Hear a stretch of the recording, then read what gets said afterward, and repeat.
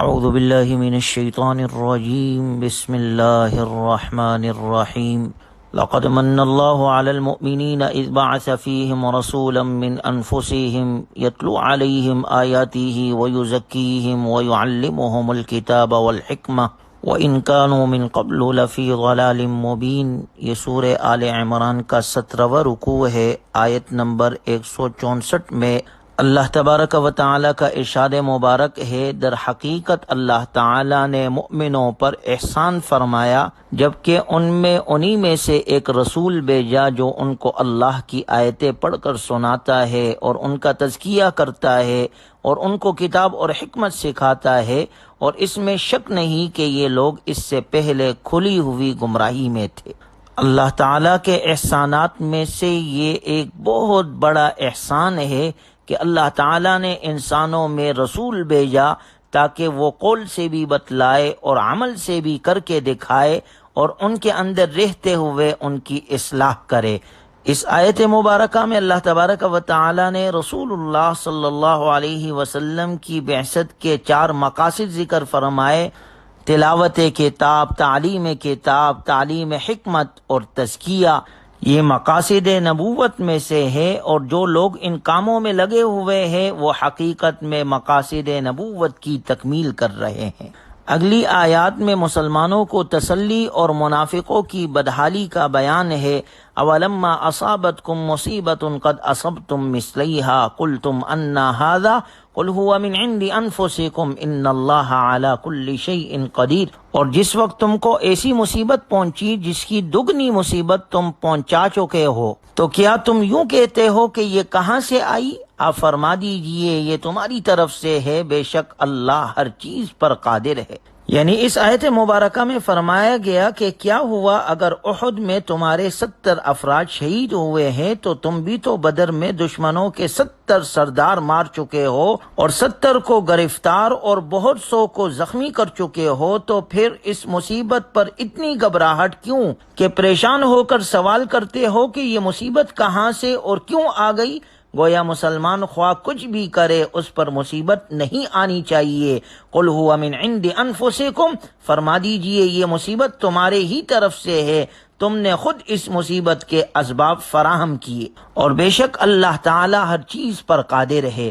وما اصابکم یوم التقى الجمعان فبإذن اللہ وليعلم المؤمنین وليعلم الذین نافقوا۔ اور جو تکلیف تمہیں پہنچی جس دن دونوں جماعتیں ایک دوسرے کے مقابلے میں آئی تھی، سو یہ اللہ کے حکم سے تھا، اور تاکہ اللہ تعالیٰ جان لے مؤمنوں کو اور جان لے ان کو جنہوں نے نفاق اختیار کیا۔ وقیل لهم تعالوا قاتلوا فی سبیل اللہ او ادفعوا، اور ان سے کہا گیا کہ آ جاؤ جنگ کرو اللہ کی راہ میں یا دفاع کرو۔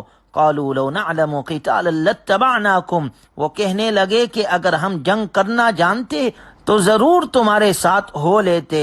ہم للکفر یومئذ اقرب منہم للایمان، وہ لوگ بنسبت ایمان کے آج کفر سے زیادہ قریب ہے۔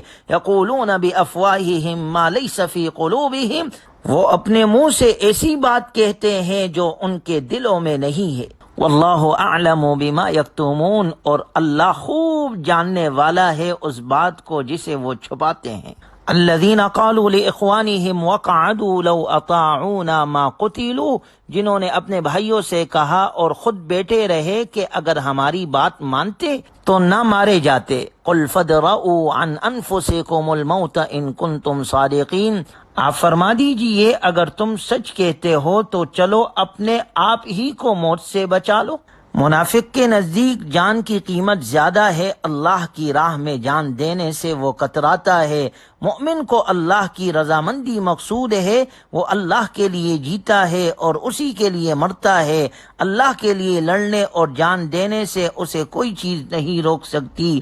گویا احتیاط اور تدبیر کسی کو موت سے نہیں بچا سکتی، لہذا محض زندگی کی حفاظت کے لیے جہاد سے دور رہنے والے بڑے احمق ہیں۔ اگلی آیت میں اللہ کی راہ میں اپنی جان قربان کرنے والے اور شہادت کا رتبہ پانے والوں کے بارے میں اللہ کا ارشاد ہے وَلَا تَحْسَبَنَّ الَّذِينَ قُتِلُوا فِي سَبِيلِ اللَّهِ أَمْوَاتًا بل احیاء عند ربهم یرزقون، اور ہرگز گمان نہ کرو ان لوگوں کے بارے میں جو اللہ کے راہ میں قتل کیے گئے کہ وہ مردہ ہے، بلکہ وہ زندہ ہے، اپنے رب کے پاس رزق پاتے ہیں۔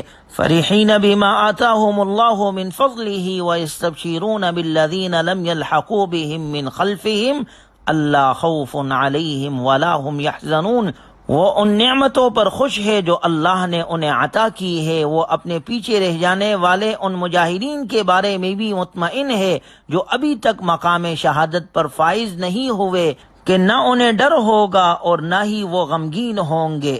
یستبشرون بنعمت من اللہ وفضل وان اللہ لا یضیع اجر المؤمنین، وہ خوش ہو رہے ہیں اللہ تعالی کے فضل و انعام پر اور اس بات پر کہ اللہ تعالی ایمان والوں کا اجر ضائع نہیں کرتا۔ گویا جو لوگ اللہ کے دین کی سربلندی کی خاطر جان قربان کر دیتے ہیں انہیں شہید کہا جاتا ہے۔ شہید کو عالم برزخ میں ایک خاص قسم کی زندگی اور اللہ کا قرب حاصل ہوتا ہے۔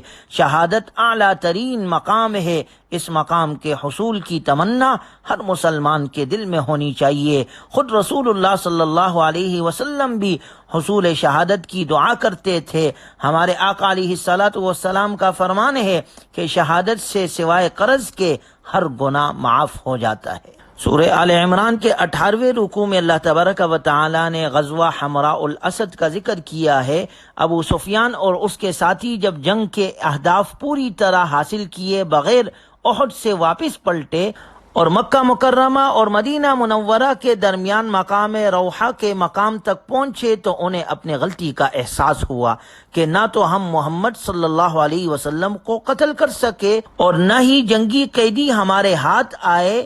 وہ ابھی احد کی طرف واپس پلٹنے کے مشورے کر رہے تھے کہ آپ علیہ الصلاۃ والسلام ان کے ارادے کی خبر سن کر خود ہی قریش کے لشکر کے تعاقب میں چل پڑے، اور ساتھ ہی یہ شرط بھی آپ علیہ الصلاۃ والسلام نے لگا دی کہ تعاقب میں صرف انہی مجاہدین کو جانے کی اجازت ہے جو کل کی جنگ میں شریک تھے۔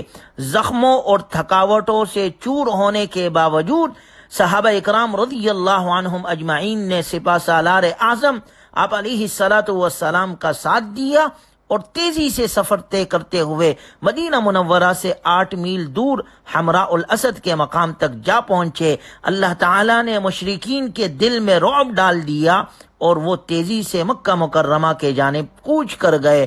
مذکورہ مقام ہی کی مناسبت سے اسے غزوہ حمراء الاسد کے نام سے یاد کیا جاتا ہے۔ اگلے رکوع میں اللہ نے اس کا ذکر کیا، الذین استجابوا للہ والرسول من بعد ما اصابهم القرح، جن لوگوں نے جنگ میں زخمی ہونے کے باوجود اللہ اور رسول کے حکم پر لبیک کہا، ان میں سے جو نیک اور پرہیزگار ہے ان کے لیے اجر عظیم ہے۔ الذین قال لهم الناس ان الناس قد جمعوا لكم فاخشوهم فزادهم ایمانا، یہ ایسے لوگ ہیں کہ ان سے لوگوں نے کہا کہ مکے والوں نے تمہارے لیے بڑا لشکر جمع کیا ہے سو تم ان سے ڈرو، اس بات نے ان کے ایمان میں اضافہ کر دیا۔ فزادهم ایمانا وقالوا حسبنا اللہ ونعم الوکیل، اور وہ بول اٹھے کہ ہمیں اللہ کافی ہے اور وہ بہترین کارساز ہے۔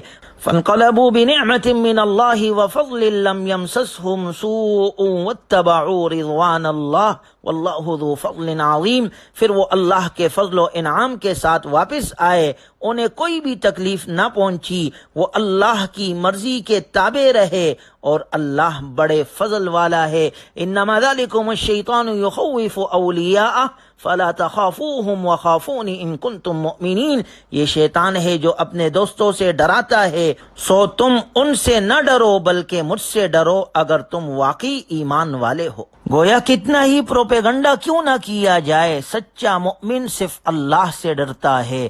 اللہ پر اعتماد کیا جائے تو وہ اللہ اس کا بہترین بدلہ عطا فرماتا ہے۔ کافروں سے وہی ڈرتے ہیں جو منافق ہوتے ہیں یا جن کا ایمان کمزور ہوتا ہے۔ ولا يحزنك الذين يسارعون في الكفر انهم لن يضروا الله شيئا، جو لوگ جلدی سے کفر میں جا پڑتے ہیں آپ ان کی وجہ سے پریشان نہ ہو، وہ اللہ کا کچھ بھی نہیں بگاڑ سکتے۔ یرید اللہ الا یجعل لهم حظا فی الآخرۃ ولهم عذاب عظیم، اللہ چاہتا ہے کہ آخرت میں ان کا کوئی حصہ نہ رہے، وہاں ان کے لیے بڑا عذاب تیار ہے۔ ان الذين اشتروا الكفر بالایمان لن يضروا الله شيئا ولهم عذاب علیم، جن لوگوں نے ایمان کے بجائے کفر اختیار کر رکھا ہے وہ اللہ تعالیٰ کو ذرہ بھی نقصان نہیں پہنچا سکتے اور ان کے لیے دردناک عذاب ہے۔ اگلی آیت میں اللہ کا ارشاد ہے ما كان الله ليذر المؤمنين على ما انتم عليه حتى يميز الخبيث من الطيب، سن لو اللہ ایسا نہیں کہ اچھے اور برے کی تمیز کیے بغیر مومنوں اور منافقوں کو ملا جلا رہنے دے، اور اللہ ایسا بھی نہیں کہ تمہیں غیب کی باتیں بتا دے، البتہ وہ اپنے رسولوں میں سے جسے چاہتا ہے غیب کی خبریں بتانے کے لیے منتخب فرما لیتا ہے۔ سو تم اللہ اور اس کے رسول پر ایمان لاؤ، اور اگر تم ایمان لے آؤ اور تقوی اختیار کر لو تو تمہارے لیے اجر عظیم ہے۔ اللہ تعالی ہمیں ایمان پر زندگی اور ایمان پر موت عطا فرمائے۔ وآخر دعوانا ان الحمد للہ رب العالمین۔